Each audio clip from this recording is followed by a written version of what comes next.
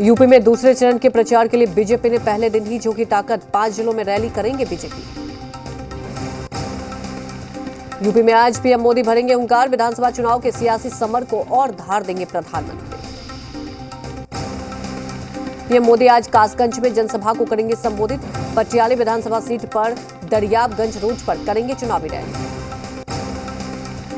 53 साल बाद कोई प्रधानमंत्री कासगंज की धरती पर कदम रखेंगे। पीएम मोदी ने पहले 1969 में प्रधानमंत्री रहते हुए इंदिरा गांधी यहां पहुंचे थे। यूपी में आज अमित शाह की ताबड़तोड़ रैली, बरेली और शाहजहांपुर में अमित शाह भरेंगे हुंकार। बरेली और शाहजहांपुर में अमित शाह जनसभा को करेंगे संबोधित, बीजेपी प्रत्याशी के लिए मांगेंगे वोट। सीएम योगी आज यूपी में करेंगे चुनावी प्रचार, कासगंज और बदायूं का करेंगे दौरा, जनसभा को करेंगे संबोधित। सीएम योगी सबसे पहले कासगंज जाएंगे, उसके बाद बदायूं में जनसभा को संबोधित करेंगे सीएम योगी। संभल में सीएम योगी ने चुनावी सभा को किया संबोधित, डबल इंजन की सरकार से गरीबों तक पहुंची योजनाएं, तेज गति से हो रहा है यूपी का विकास। सीएम योगी का अखिलेश यादव पर हमला, कहा एसपी सरकार नहीं मानने जाती है, जन्माष्टमी कांवड़ यात्रा नहीं होने दी जाती। सीएम योगी ने कहा एसपी सरकार में कब्रिस्तान का होता था विकास, बीजेपी ने तीर्थ स्थान का विकास किया। यूपी के हरदोई बीजेपी के राष्ट्रीय अध्यक्ष जेपी नड्डा का चुनावी जनसभा, कहा सबका विकास सबका साथ लेने की किसी में ताकत है तो वो बीजेपी। यूपी के सीतापुर में जेपी नड्डा ने चुनावी जनसभा को संबोधित किया, कांग्रेस पर साधा निशाना, कहा भारतीय राष्ट्रीय कांग्रेस अब राष्ट्रीय नहीं रह गई, अब ये भारतीय भी नहीं रही। जेपी नड्डा ने कहा बस भाई बहन की पार्टी बनकर रह गई है कांग्रेस, अकेले बीजेपी है जो राष्ट्रीय पार्टी है और मुझे गौरव है कि मैं इस पार्टी का कार्यकर्ता हूं। जेपी नड्डा का जयंत चौधरी पर हमला, कहा एक नेता को आज वोट डालना था लेकिन मैदान छोड़कर भाग खड़े हुए। कानपुर में केंद्रीय मंत्री अनुराग ठाकुर ने अखिलेश यादव पर जमकर निशाना साधा, कहा अखिलेश के लिए आईटी मतलब इनकम फॉर्म टेरर। सीएम योगी के एक और बयान पर घमासान, यूपी के भविष्य को लेकर सीएम योगी के ट्वीट पर विपक्ष हमला भर।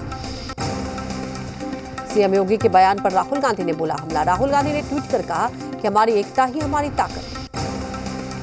राहुल गांधी ने ट्वीट पर लिखा कि हमारे संघ में शक्ति है, देश संस्कृति का संघ है, विविधता भाषा और लोगों का संघ है भारत।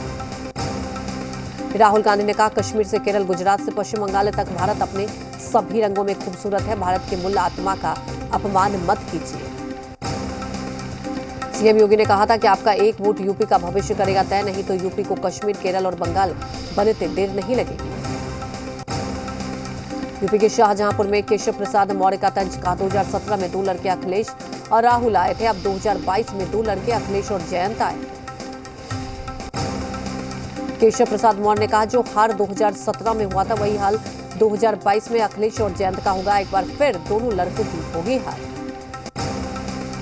केशव प्रसाद मौर्य ने कहा अखिलेश 10 मार्च के बाद आराम करेंगे और इलाज करवाएंगे, समाजवादी पार्टी 2022 में भी बुरी तरह हारी। पहले चरण के चुनाव खत्म होने के बाद सीएम योगी का ट्वीट लिखा, प्रथम चरण शांतिपूर्वक संपन्न हुआ, आपका मतदान नए उत्तर प्रदेश के नींव को मजबूत देगा। प्रधानमंत्री मोदी ने उत्तराखंड में भी जनसभा को संबोधित करेंगे, उत्तराखंड के अल्मोड़ा में करेंगे चुनाव प्रचार। मध्य प्रदेश के मुख्यमंत्री शिवराज सिंह चौहान का उत्तराखंड के हरिद्वार में रोड शो, सीएम शिवराज ने बीजेपी उम्मीदवार के लिए मांगा वोट। हरिद्वार के ज्वालापुर में चुनाव प्रचार के दौरान एमपी के सीएम शिवराज सिंह चौहान के सामने आई बारात, सीएम ने दूल्हे को दिया आशीर्वाद। चंपावत में सीएम धामी ने जनसभा को किया संबोधित, बीजेपी प्रत्याशी के लिए मांगे वोट। बीजेपी अध्यक्ष जेपी नड्डा गोवा का करेंगे दौरा, गोवा में करेंगे चुनावी प्रचार। मिशन गोवा पर प्रधानमंत्री मोदी मापुसा में श्रीदेव बोधगेश्वर मंदिर में किया दर्शन पूजन, सीएम प्रमोद सावंत भी रहे मौजूद। गोवा में पीएम मोदी ने चुनावी रैली को किया संबोधित, कहा बीजेपी ने दिया स्वयं पूर्ण गोवा का मंत्र, पहले की सरकार में जमकर होता था भ्रष्टाचार। आज PM Modi one ocean summit को वीडियो कॉन्फ्रेंसिंग के जरिए करेंगे संबोधित, इस सम्मेलन में समुद्री इकोसिस्टम के संरक्षण पर हो रही है चर्चा। उन्नाव में एसपी नेता की जमीन पर मिला लापता युवती का शव, मृतका की मां ने अखिलेश के सामने किया था आत्मदाह का प्रयास। हरियाणा के गुरुग्राम में द्वारका एक्सप्रेस में स्थित निर्माणाधीन सोसाइटी में हादसा। 7वीं मंजिल में निर्माणी कार्य के दौरान गिरा लेंटर। सीएम हेमंत सोरेन की अध्यक्षता में हुई झारखंड कैबिनेट की बैठक। 63 एजेंडों पर मुहर लगाई गई। झारखंड विधानसभा का बजट सत्र 25 फरवरी से होगा। बैठक में संविदा के आधार पर कार्यरत कर्मियों का महंगाई भत्ता बढ़ाया गया। साथ ही मुख्यमंत्री मेधा छात्रवृत्ति योजना में संशोधन की स्वीकृति दी गई। मजदूरी कर पेट पालने वाला 36 वर्षीय युवक ने फांसी की आत्महत्या की। मामला खूंटी प्रखंड के अंतर्गत बारूदी पंचायत के घाघरा गांव का है।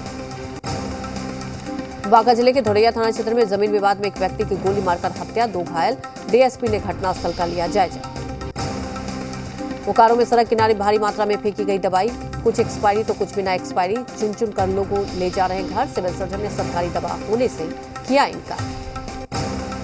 गुमला के चैनपुर में प्रसिद्ध साप्ताहिक बाजार टांडे लगाने वाले बाजार स्थल को लेकर 2 पक्षों में विवाद के बाद पुलिस ने गुरुवार को विवादित स्थल से साप्ताहिक बाजार को खाली करा दिया। पटना सिटी अनुमंडल खुसरोपुर थाना क्षेत्र की शौच के लिए निकली महिला की अपराधियों ने गला रेतकर निर्मम हत्या कर दी। हजारीबाग के मुफस्सिल थाना क्षेत्र में एक घर से चोरों ने करीब 3 लाख की चोरी कर ली। मामले की जांच में जुटी पुलिस।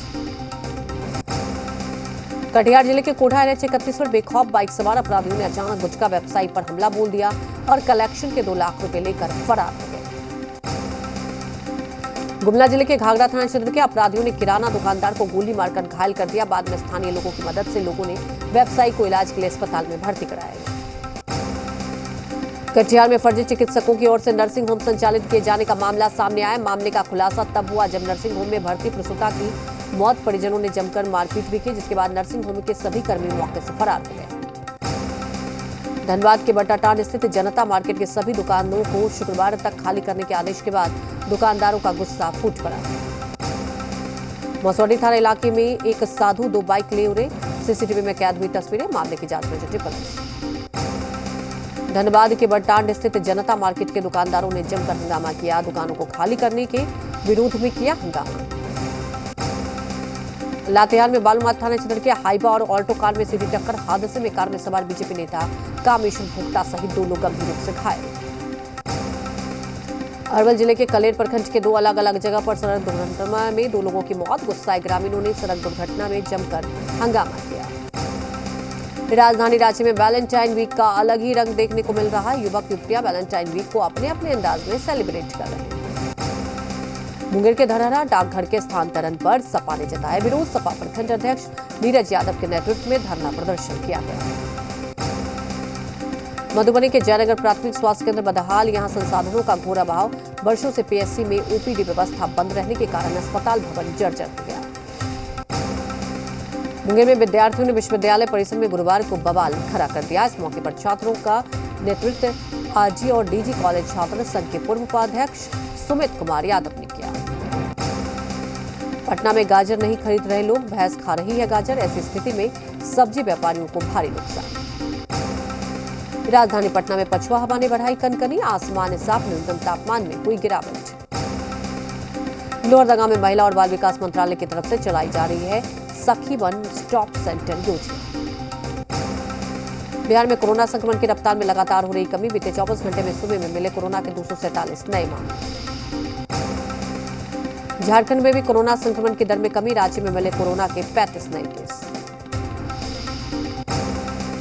हिजाब विवाद पर कर्नाटक हाईकोर्ट ने स्कूल कॉलेज खोलने का दिया आदेश। हालांकि अंतिम फैसला आने तक धार्मिक कपड़े पहनने पर रोक लगा दी। वाराणसी में आरएसएस नेता इंद्रेश कुमार ने कर्नाटक हिजाब मामले पर कहा, हिजाब का मामला कट्टरपंथियों का एक षड्यंत्र। लखीमपुर कांड के आरोपी आशीष मिश्रा की रिहाई में फंसा पेच। क्लरिकल मिस्टेक की वजह से नहीं होगी जमानत। आशीष मिश्रा की जमानत पर मृतक पत्रकार के भाई का बयान। कहा, दबाव में लिखा गया फैसला। हमारे वकील की दलीलें भी नहीं सुनी गई। मृतक पत्रकार के भाई ने कहा, हमारी लड़ाई अभी भी जारी रहेगी। आशीष मिश्रा को हाईकोर्ट से जमानत मिल गई है। पोलैंड के बाद अब अमेरिका ने रोमानिया में शुरू की अपने सैनिकों की तैनाती। यूक्रेन पर रूस के हमले की आशंका के बीच अमेरिका ने नाटो देशों को मजबूत करने का लिया था निर्णय। नाटो देशों को मजबूत करने के लिए ब्रिटेन से भी पोलैंड पहुंची सेना। ब्रिटेन के प्रधानमंत्री बोरिस जॉनसन कर रहे पोलैंड का दौरा। यूक्रेन के साथ तनाव के बावजूद रूस बेलारूस का संयुक्त सैन्य अभ्यास जारी। रूस के रक्षा मंत्रालय ने जारी किया वीडियो। रूस से हमले के खतरे के बीच यूक्रेन का भी युद्धाभ्यास जारी। अभ्यास में यूक्रेन की हेलीकॉप्टर यूनिट रही शामिल। कनाडा में वैक्सीन के खिलाफ ट्रक ड्राइवर्स का प्रदर्शन बना अर्थव्यवस्था के लिए संकट। न्यूजीलैंड में भी वैक्सीनेशन के खिलाफ लोगों का विरोध प्रदर्शन जारी। टर्की में बिजली के बढ़े दामों के विरोध में सड़कों पर उतरे लोग। राजधानी अंकारा में लोगों ने बिजली के बिलों में लगाई आग।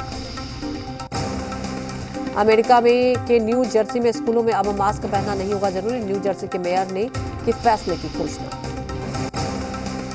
कोलंबिया के एक मिलिट्री बेस बड़ा आतंकी हमले में 2 की मौत और 6 लोग गंभीर रूप से घायल।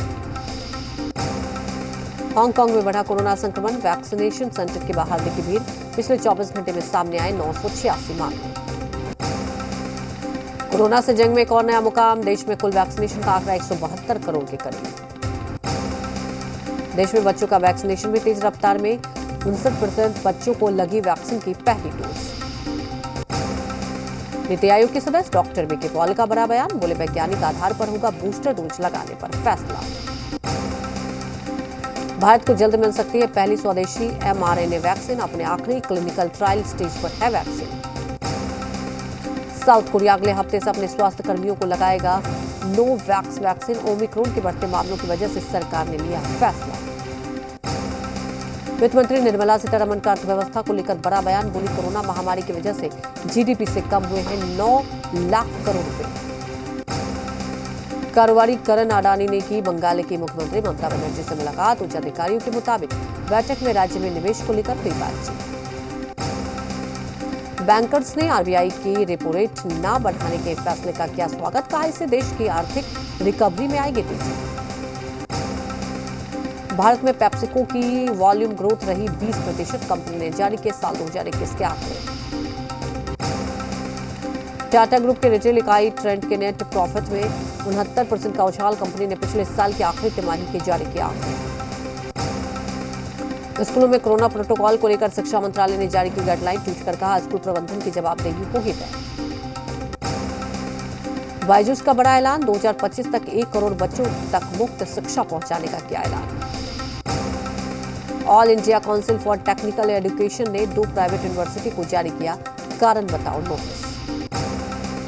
शिक्षा मंत्रालय में राज्य मंत्री डॉक्टर सुभाष सरकार ने वर्चुअल कॉन्फ्रेंसिंग के माध्यम से शिक्षा अधिकारियों को किया सम्मानित। अपने क्षेत्र में बेहतरीन काम करने वाले अधिकारियों का किया सम्मान। सीबीएसई ने 10वीं और 12वीं के बोर्ड एग्जाम को लेकर किया बड़ा फैसला। ऑफलाइन मोड में होगा एग्जाम। 26 अप्रैल से शुरू होंगे board exam. Bharat West Indies के बीच तीसरा वनडे मैच आज अहमदाबाद में खेला जाएगा मुकाबला। भारत करना चाहेगा सीरीज में क्लीन स्वीप।